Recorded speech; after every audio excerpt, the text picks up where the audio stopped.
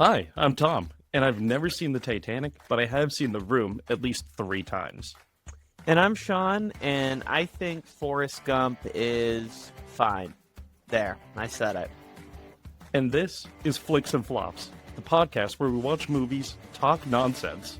And pretend to know what we're doing. Grab your snacks, lower your expectations, and let's ruin some cinema together. Because nothing says film analysis like two friends arguing over whether Nicolas Cage is a genius or just bored. All right, everyone, welcome back to another episode of Flicks and Flops. Sean and I saw, we didn't even go to theaters for this. We actually it's on streaming on HBO. We sat at my house and we watched Warfare. While eating Papa John's. Yeah, I mean, we're looking for the sponsorship, but, you know. I mean, it'll come along. I know it. If we just say, like, Papa John's is really, really, really, really, really good, then I think they would maybe sponsor it. I don't know, but we'll find out. We sure will. But yeah, we saw Warfare, which was an interesting one. Shout outs to not being able to find a movie theater where. Here's a mini rant for a second. Tom and I really wanted to see The Long Walk, like, because we were hearing that it was like pretty acclaimed. I mean, we tried seeing Toxic Avenger. We already talked about that. But you think for a movie that's getting like all this praise and whatnot, that they wouldn't take it out of theaters like literally like 4 days after it came out. But no, that's exactly what they did. Like, we're like, oh, okay, let's go see it, and then we're like, wait, why are there no showings in our area? Like, after Tuesday night, like, don't they know we have a podcast to record? Like, I don't know, just so annoying nowadays. I mean, our usual theater, shout out Chunky's, another hopeful sponsor of the podcast, did not have any of the showings. So we're just sitting there. We're like, no one around us is doing this. We're not going like an hour away to watch a movie. So Sean had the great idea to sit down. He said, let's watch Warfare. I had never heard of it before, but I gotta say, Sean, great recommendation. Yeah, I had heard some interesting things. It was one of those movies where I feel like it kind of like came and went to an extent, just because like I remember when the first trailer came out, there was like a lot of buzz about it, but then it kind of went like under the radar, which to me was kind of surprising considering like you have Will Poulter, who's like straight up A-list now. That's that new guy energy. Joseph Quinn in it, who's making his way up as well. But what was interesting about the movie is there were a lot of like kind of up and comer actors, a lot of actors you see like on TV or like kind of character actors, like the main character. So funny enough, Will Poulter isn't even technically the main character in the movie, and neither is Joseph Quinn. It's actually hopefully I don't butcher this name. DeFaro Woon Atai played Ray Mendoza, who's the communicator of the crew. He actually co-directed the movie with Alex Garland, which is pretty cool. Like co-wrote it and co-directed it. Like, you know, the communicator dude, like he literally directed a movie based on his life. Oh, yeah. Like it was insane. And another thing too, I found out that I literally found out right where we were looking at my notes before this is you know the character Elliot, the one who like we were like so convinced was dead, and then like he comes back to life. He's like freaking out about his leg. 3 minutes out. 3 minutes. Eyes on me and only me. Has anyone looked at you?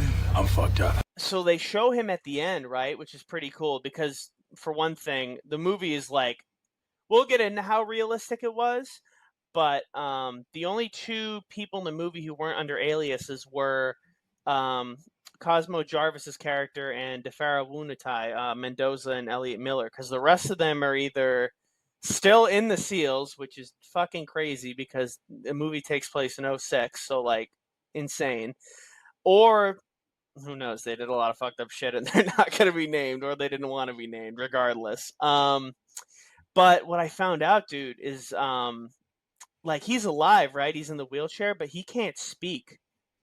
Like he lost his ability to speak. What? Yeah. That's crazy. That's insane. I found that out right now. I'm like, what do you mean he can't speak?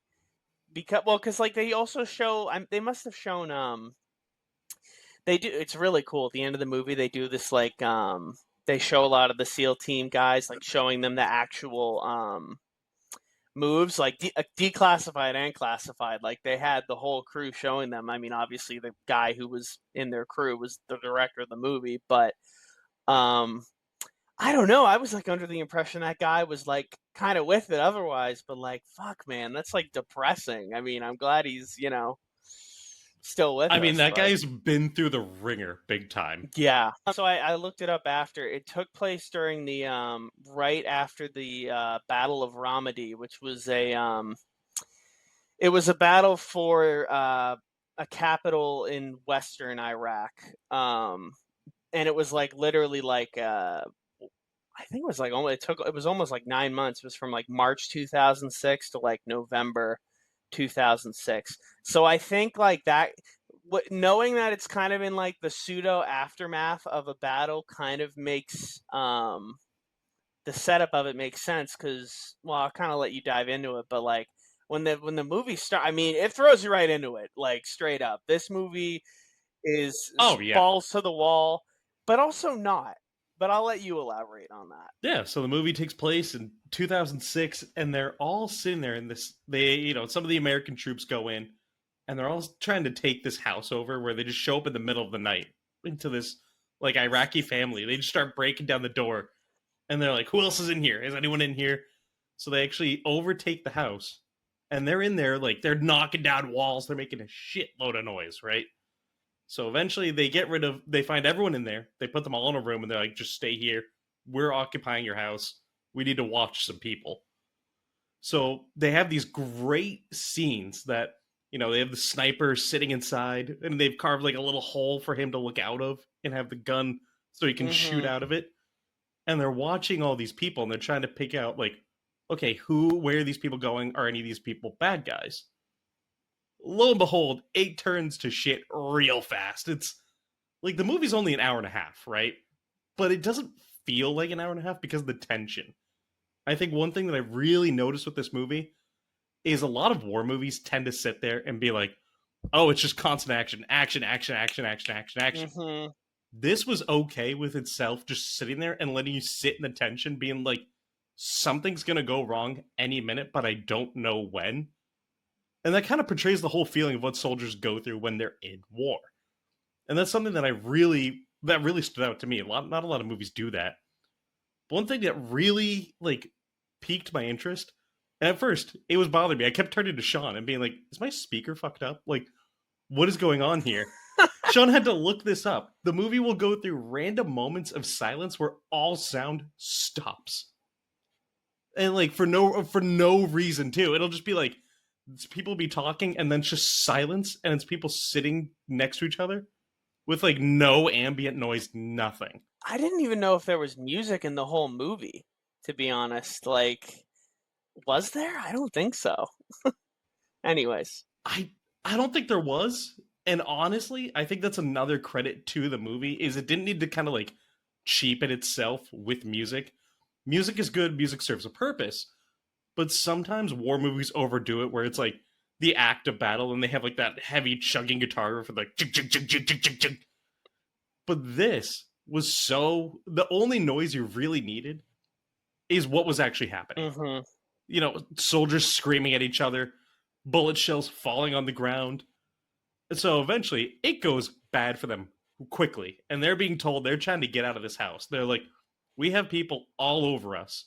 We need to get out. And they're like, yeah, we're not giving you anything. You need to just figure it out. Sit tight. And it's this whole tension of how are they going to get out of the house? How are they going to get out alive? And how are they going to get back to base? Mm-hmm. And honestly, I think it was such a really well done movie in the sense of creating that tension, that sense of uncomfortableness where you don't know where to go. And of course, Alex Garland, A24. Alex Garland loves directing war movies. I think if he had his choice, that's all he would do. But, I mean, even the budget of this movie was $20 million. And it shows in spots where the money was well spent, and shows in others where the money was not well spent. Some parts with, some of the gore was really well done. Other times I'm like, that looks like it's a paper mache leg where they just dyed it red. It's I think they spent a lot of money getting people in and teaching the actors. I had turned over to Sean. There was a lot of points where they were doing things like when they would breach, they'd go in formation. So they had actual military things that they were following, because one of the guys who actually was part of this whole thing helped to direct the movie. Mm-hmm.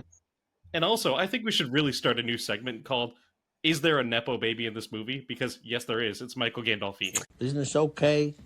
Everybody hunky dory. Yeah, absolutely. I liked him in it a lot. He had kind of like a minor role compared to like Will Poulter, Cosmo, Joseph Quinn, etc. Right? Like, but I think it's good in the sense that there weren't many like big names in this because it wasn't really a big distraction in that sense. And circling back real quick to the audio parts of it, right? What I gathered from interviews and just from kind of thinking over it is like this movie kind of really embodied the concept of like when you're so hyper fixated on something, like think about like a moment in your life where you were like, for lack of a better term, like locked in, right? And you were in like the heat of whatever the fuck you're doing. Sometimes the world just kind of goes silent, and this movie really kind of puts you in the heads of the characters. Which, speaking of heads, one thing that I kind of, when you're watching the movie, it doesn't really occur to you why these two characters start kind of bugging out, other than like your standard PTSD stuff. But DeFaro, Mendoza, and Eric, well, I'll call them by the characters in the movie, which is Will Poulter and DeFaro's characters. They get major concussions during this. The moment where it really hits the fan, because they're in this house for like a hot minute. Like what's really cool about the realism of it, like Tommy was saying, is that they don't rush anything. Like every decision that this crew makes is calculated. They like take a beat. They wait to talk to their crew. Like, everything is kind of paced out on a level where it's still high intensity, but it's not like, Saving Private Ryan, Band of Brothers-esque kind of like constant action. I mean, believe me, your adrenaline's up the roof. But where it kind of, it really hits the fan is they finally get the tank to rescue everyone from the house, because Elliot, one of the two guys who gets severely injured, they call it case vac, which is like a casualty evacuation, like to make sure, I mean, he got injured by a grenade. They don't want the dude to die. He's like already bleeding out decently. The tank finally comes. You're like, oh, okay, like we're like 40 minutes in. I wonder if we're gonna go to like a different set drop. But no, an IED blows up the entire tank, and like a bunch of people die. One of the translators, they have like these two translators who like constantly think they're going to be sacrificed. One of them ended up dying. The other one pieces out. And on top of the two guys, Elliot and Sam, being like borderline on death's door, a bunch of them get these concussions. And that's where I'm going with this, where DeFaro's and Poulter's characters start having like, you can tell the concussions are setting in. They're starting to dissociate. They're starting to like get really Mendoza is really irritable and like won't let anyone touch Joseph Quinn's character. He's like, don't touch him. And like at one point, Tommy and I thought Elliot was dead, and we're like, why is he like still touching this like dead guy? I mean, believe it or not, we were wrong. I mean, thank God. And then Will Poulter, honestly, from that point in the movie, I mean, not like he said a ton, but he probably says like 10 words after that. Like, he is so out of it. Like, we were so convinced this one guy who was like very jumpy from the beginning. I forget the guy's name. Oh, yeah, his name was Tommy, funny enough. He was like kind of bugging out the whole time. We're like, oh, God, this guy's going to fuck up. But no, he was actually kind of clutch at one point. But it's just so interesting to see. I mean, obviously, your immediate thought when something blows up in a movie is like, okay, who's dead, who's injured? But you're kind of seeing the other aspect of it, too, where these two guys, yeah, they're not like on death's door or anything, but like they're messed up and they're having a hard time dealing with the situation. It was really interesting to see that. I think one thing that really stands out to me about this whole movie is a lot of the sound design, especially. So when the American troops are found out in the house, it all goes to shit because a grenade gets tossed into the house, and like it's also like the tiniest hole you've ever seen in your life, by the way. So I'm like, whoever did that has the most pinpoint accuracy ever. So that's incredible. Yeah, get that man in the NBA. Buzzer beater grenade into the hole, truly. Like, once that goes off, usually in a lot of war movies, like you said, you're Saving Private Ryan's or Band of Brothers. It's like a massive explosion. Everyone's like, "Oh God!" and they do this whole thing where they flail around. But in this, it was more the fact that like it's a smaller explosion, but it disorients you. And if you're near it, it's still gonna fuck you up. But like the fact that they were near it and most of them were just like, "Oh, I have a concussion now." Like it's one of those things that throws you off your game. And also when the Cash-Evac gets blown up, right? They said that there's an IED. They're like, we can't bring another one. We don't know if there's more there. When they have this whole sound effect of when like the IED goes off, right? And all these people are just like, they don't know what's going on. It does that. At first I thought it was going to do that stereotypical war movie thing of like, your ears are blasted, so it's just a high-pitched ringing. And then whenever you hear people, it's like, but like they did a much, much better job than that. It was actually really cool because instead of just like that high-pitched ringing, it was more of like this kind of, everything was muddled, almost like you're underwater. And it was just such a different reaction to hearing it that way because it felt more surreal. It's like, you know how if like you ever gotten like drilled in the head with like a football or something, and you're like, you need to take a minute, and you're like, whoa, and you just like for a second everything has that kind of like weird muddled tone to it, but to an extreme where it's like they're not hearing their footsteps, so it's like thud, thud, thud. It's just like they can still hear the gunshots, but it's just like a soft thud of like thunk, thunk, thunk, thunk, thunk. And so they don't know what's going on. In the heat of the battle, they don't know what's happening. And that leads into the whole aspect too of when the guy gets his whole like bottom half basically blown up. And Sean and I are like, this dude's dead. I don't get why they're freaking out about him. Like, he's dead. And all of a sudden, he just goes, and like he's like, oh, he's awake. They're like, everyone's freaking out. They're like, oh my God, like we gotta save him. I thought he was dead to rights because that dude had no reason being alive. Well, what I'm curious about is that, and maybe the movie took some artistic license with this, is like he comes back and he was able to talk initially, like, which makes you wonder if, like, I mean, obviously the dude's bleeding out the whole time. Maybe by the time they got him to the hospital, he would, I mean, God knows, let alone his lower body, God knows what kind of like brain damage he could have taken from that. But I mean, Joseph Quinn's like cries of agony were legitimately haunting, like scarier than a horror movie. Like, and that's where you combine their acting with the gore. I mean, sometimes it's like Tommy's not wrong. Sometimes it's like, okay, we're going a little practical with this, and maybe more of a sense that I, in a way that's kind of taken me out of it. But like Joseph Quinn played it off so well. Like he really made you think like this dude's like legs are straight up blown off. Because so it's interesting with the right after the explosion, you kind of get like three perspectives. You get kind of the stereotypical like dead silence. You get one perspective of the muddled part, like Tom was saying, and then you get kind of an in between, and the in between is Joseph Quinn like coming to, screaming, and then they show the first like blurred thing of his leg, and Tommy instantly goes like, "Oh, his foot is absolutely the wrong way," and like I literally had to make him rewind, and I was like, "What the like?" Stuff like that is almost more. It's interesting and kind of not to go into a different kind of tangent here, but like in modern cinema, modern like media, it's easy to get desensitized to blood and to like injuries and whatnot, because I mean like so many shows kind of lean on crazy violence. The thing with this movie is that it wasn't crazy violence. It was like so real that like we were literally like gagging like at how realistic it was. Like it was disturbing. And I mean, I don't know. I love Joseph Quinn in Fantastic Four, obviously. You know, here's the thing.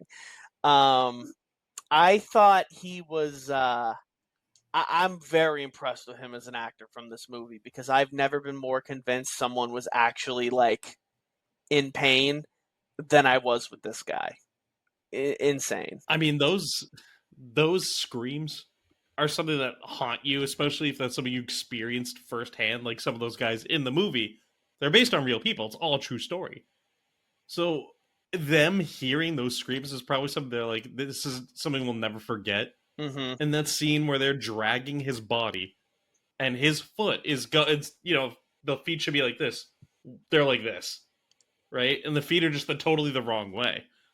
And as they're dragging him, you just see that trail of blood, and you hear him like they're doing the whole thing with the sound where it's a muffled kind of scream. Mm-hmm. But I love that instead of like what a lot of Hollywood movies will do with it, is there's that weird sound effect where it's like when it comes back, like that kind of weird like, oh, everything's suddenly coming back. This was like it's a muffled scream, and then all of a sudden it's back, and it's a full-on crystal clear scream in your face. And they even have a scene where they're trying to drag him out because they're getting shot at while they just got blown up. And his foot gets caught kind of like in the doorway a little, and they're like, go, move his foot. And it's like, and he did a really, really good job of portraying the shock too. So when they're calling for another Cassivac, Joseph Quinn's character is like, oh, who's it for? And they're like, not for you, man. You're good. They're like trying to play it off. They're like, dude, it's not for you. You're fine. They're like, no, don't look at your feet. You're fine. Don't look at your legs. You're good. And he's Dude, like, no, seriously, who's it for? Man, Is it me? Yeah. And then of course, Michael Gandolfini's character comes in, and when the dude who gets like half of his body blown up wakes up, he's like, I need morphine. Dude, I would be begging for morphine at that point. Like, I don't blame him. I'd be like, holy shit, kill me now. That guy's, what he's just saying, all I need is morphine. So Michael Gandolfini pulls out some morphine, like, sticks, and he's like, I got this. And he stabs him, and then he's like, oh, I did it the wrong way. And even, like, little things like that are such a great portrayal of being like, it's the heat of the moment. It's a huge battle going on. You don't know where the enemy is because you're just getting shot at from every direction. You don't know what's going to come next, but you know they're also on your building. They keep saying like, we have people on the roof. So it's like, it's a perfect portrayal of him being like, oh my God, I messed up because I'm so nervous and I don't know what's going on. But he, like, everyone in this movie did a really good job portraying what war is actually like, instead of just like the Hollywood version of war where, you know, in a lot of those war movies, it's always like, it's a small group of men against an entire army. Like, oh, we're going back for one soldier and we're fighting every Nazi. Like, they always end up falling for those kind of tropes. This was just like, I love the representation of how this is just something that happened every day. And these aren't like a particularly unique group of guys. They're just everyday people in these situations. Like, and I think there's something to be said about that too. I think like highlighting the normality of it is something that makes it really unique as a movie. Absolutely. I mean, that's the thing, right? I mean, we kind of realized that like 20, 30 minutes in, like, and then that's another thing I kind of have a gripe with war movies is that like they really, I mean, obviously, you know, a movie wants to get you invested in the protagonists and whatnot, but they almost like make them, I don't know, like too much of a main character. And I didn't feel like any character in this movie was more, you know, important than the other, right? And well, another interesting thing too is how the movie even came to be. Because what I ended up finding out was that Alex Garland did this movie a year ago, Civil War, which was like Kirsten Dunst, Wagner Moura. It was like about, I don't know if you ended up seeing it, but basically it was like a concept of like, okay, there's like a civil war happening in the U.S. like in the near future, like the whole country's divided, yada yada. And the war expert for that movie was Ray Mendoza, the communicator in this movie. The guy who co-directed it was the war correspondent or like expert, whatever you want to call it, for Alex Garland. And so, I mean, they must have bonded and they ended up making this movie. Like, what's so cool about this too is that a lot of war movies that are based on real life have original source material, like a book or like, you know, what have you. This is originally written by a guy who like was in it, but this is like the first time it's ever kind of being portrayed in media. Like, it's the script, literally they say at the beginning that it was drawn from testimonies of the platoon members and it was presented like the whole movie was in real time. That's why it doesn't feel like an hour and a half, because they set the stakes and they make it so real that, to be honest with you, you're not even thinking about time during the movie. Like, see, you know, you'll watch a movie, you'll think like, oh, how much longer is in this? You never for a minute think that in this movie. And I really appreciate, you know, the filmmakers for doing that, because when you're that invested in it, that's when you know they've done their job. Also, when Michael Gandolfini, when he stabbed himself with the morphine, I was like half worried they were gonna and he did a little bit, but I'll give him credit as an actor, you know. Flicks and flops, nepo babies, whatever we're gonna call this segment. Um, The Nepo Baby Award. yeah, the nepo baby award goes to Michael Gandolfini for very subtly portraying like kind of how he was messed up by the morphine, but not in a way where it's taking me out of the absolute insanity that was going on. Another thing too is you rarely, if ever, see the terrorists in this movie, like the insurgents. Like you see them, like when they send the guys from Alpha 2 onto the rooftop. Obviously, when Elliot and when the two snipers are, you know, doing recon, you see them here and there, but a lot of the time, what makes this movie so real and almost horrifying is that a lot of like the bullets, the explosions and whatnot, you're not seeing like some dude throw it at them. Like, they are literally just standing there and all of a sudden, like, boom.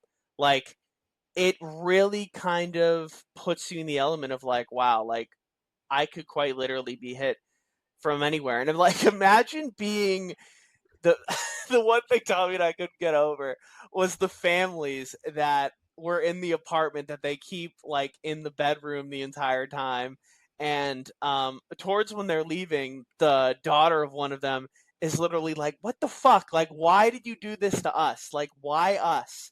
Why us? But there isn't a why. Like, they did it because the house was convenient. Like, there is no. This movie does an amazing job of, like, most war movies at the end, they try and like tie everything up. I love the way this movie ends, where, like you're saying, they're leaving the family and they're like, well, our job here is done. And they get in the tanks and then they leave. And that's it. Like, they had this whole thing of the house gets blown to pieces on the roof because they're like, they call in these tanks to come in and they're like, just start firing around us because there's dudes everywhere. So the tanks just start indiscriminately firing, which was a really cool sequence. I loved the way that was done. But the soldiers are inside the house, debris is falling all over them, and then as there's smoke everywhere, they get into the tanks leave, and then you see all these people just come out in the street, and you see the family like look around, and their house is like blood trails all over the place, debris all over the place, like family photos smashed on the floor, and then it just ends. Like, nothing to leave you with except for just that ending of being like, be comfortable in the fact that this is how it ends. Like, it's uncomfortable for everybody that these people, this family just had their house destroyed, and it's over. But I think my only real gripe with the movie is, you know, a $20 million budget went to a lot of really good things, but there's a few scenes that really stood out. Is like, I wish they had thought a little bit more about that. And it was the show of force scenes. So when they're having the airplane come through, so the show of force in the movie is they call it in an airplane, like a jet, basically does like a sweep by. It comes like this close to the ground, goes through and it just brings up a lot of smoke and it disorients you because it's like a jet flying through and that air force is going to knock you down. I'm pretty sure they used the same exact scene twice when they did it, and the plane did not look good each time. Like that was just a little unnecessary. Like I'm sure, yes, the show of force happened, but I think that was one of those things that they should have allocated a little bit more of the budget to make the plane look good, because it was, they didn't have the money for it because it was very short scenes of being like the plane comes through. And I get it. It's that's probably how it would be in real life, but it doesn't look good. Like those shots aren't done particularly well. But I did love most of the rest of the movie. Everything was done with intent. They didn't do day for night, which, thank God, too many movies are relying on day for night shooting at nighttime now anyway. Mm-hmm. But I love, like, they're trying to decide too. Like at one point in the start of the movie, they're breaking down a wall in the house. Afterwards, Will Poulter's calling in to like headquarters. He's like, "Hey, we need some backup. Like, we need to get out of here. People are about to like shoot us." And they're like, "Well, you made too much noise last night, so of course they know where you are." And it was them like basically blaming them, like, "You should have blown a hole you should have used C4. One quick noise." And it's like, it's one of those things that you can see he's wrestling with that throughout the movie too, of like, did I doom these men because I wanted to do something more sure, or because I just didn't do it the right way? Like, there is no right way. But I love that it seems like he's struggling with that throughout the entire movie too. That it's like, is this the end? Did I do something wrong? And that leads into him saying to everyone else, it's like, you got to take control. He's clearly out of it, but he's like, you got to take control because I've already made one bad judgment call and I'm not making another. Mm-hmm. Yeah, he was like very humble in passing it over to Jake, the leader of Alpha 2. This movie was so good at showing and not telling. Like, all this stuff that we're interpreting about the characters, it's not like at any point these characters are saying these things like verbatim how they're feeling and whatnot. You're interpreting it from their actions, right? And that was like another thing too, because I mean, how they really kind of got themselves in the mess, like Tommy's saying, is, I mean, they have a concrete wall they needed to break down, and it's either they sledgehammer it or they blow it with a charge. And it's kind of like that dilemma of, okay, do you make one big explosion or do you make a steady amount of noise? And to be honest, there is no real right answer. It's not like someone's like, it's not like multiple choice like B, use the charge, success. Like, there's no like, that's just kind of what it is. And it's not like he's saying to them like, oh my God, like I should have done. I mean, like, this guy does chirp him on the radio at one point being like, dude, like, why didn't you use the charge? But we kind of see him ruminate on it the whole time. And I mean, once he gets the concussion, it's as the kids say, it's Jover. He was he was down for the count mentally and mostly physically too. But like, so much subtext in this movie. Oh my God, I would love to honestly, I think I will go back and rewatch this at some point, because I mean, watching it the first time, it's an insane experience. I told Tommy, I'm like, if we saw this in theaters, like I would have shit myself. Like, it would have been absurd. Really wish I did. But I'm so interested to see what it'll be like watching it now that I have all this knowledge, and now that I, I've been through that initial experience. I'm curious to see like what I'll notice that maybe I didn't notice the first time, right?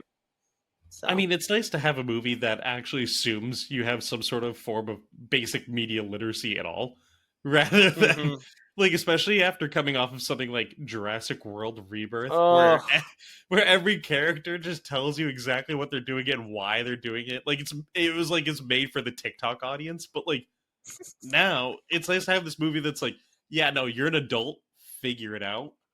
But honestly, it's nice to have another actually good movie on this one. I know we're on a bit of a streak of bad movies, so now we get to kind of rinse that taste out of our mouths. But I am determined. I'm probably going to watch this again because I really want to see anything that I might have missed, or anything I'm like, oh, that's interesting, I should have picked up on that before. But one thing that I'm going to be looking forward to is trying to find. Someone at my work mentioned this to me today. Is some movie theaters will be showing The Long Walk, and you have to be on a treadmill the entire movie, going 3 miles an hour. And if you fail for like whatever the amount of time they have it for in the movie, you have to leave the showing. Oh my god, we got to find that. That would be so fun. I feel like it'd be great that all of a sudden be like, yeah, so we saw about a third of the movie, and then we had to leave the theaters, but what we saw was good. Dude, we got to oh man, we got to watch that. That'll definitely happen. I mean, Mark Hamill's in that movie, like absolute cinema, like truly. Mark Hamill, you mean the Joker? And there's even Nepo Baby watch because Cooper Hoffman is the star of that movie, Philip Seymour Hoffman's son. Dustin Hoffman's No, not Dustin Hoffman. Oh, I was thinking. Yeah, I was thinking Dustin No, Hoffman. I think he'd be alive. If that was Dustin Hoffman's son, I think he'd be a lot older than 22. But yeah, no. Cooper Hoffman, I really want to see that. Oh my god, I can't believe my mind went to Dustin Hoffman immediately.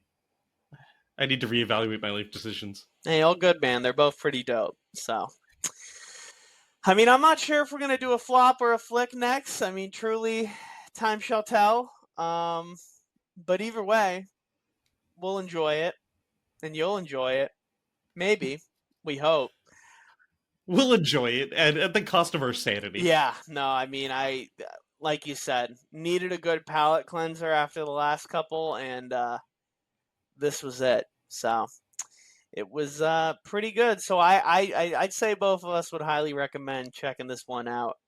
Definitely steer clear of some of the last couple movies unless you want to kill some brain cells for fun. But time will tell where we'll go next. So thanks for joining us, everyone. Bit of a longer one here, but a lot to unpack. Much like War. And much like, I mean, my God, the backpacks they were wearing in this movie, these guys were like so obsessed with grabbing them. I'm like, oh my God, like I wouldn't be able to carry that shit. Ugh. Dude, I get tired from just my normal backpack. I can't imagine like having to carry all that. Yeah, and a sniper and a nah, I'm good. If anything, this movie reminded me like, God bless the people who do this for a living, because it ain't me. That's for sure. I'm perfectly content to sit on my couch and yell at the TV. Yeah, and yell at the TV we shall. Well, we will catch you folks next time on Flix and Flops.